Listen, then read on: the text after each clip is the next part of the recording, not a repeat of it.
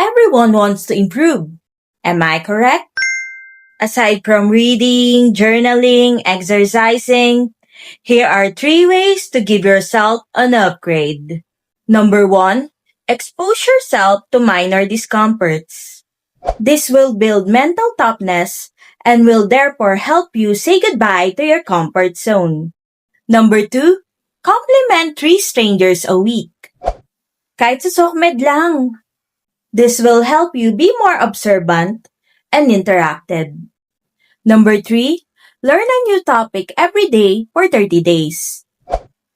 Pick a subject matter you absolutely know nothing about daily for a month and allot 10 to 15 minutes of your time studying about it.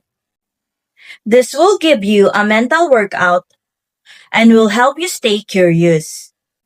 Try these tips and see how the quality of your life improves.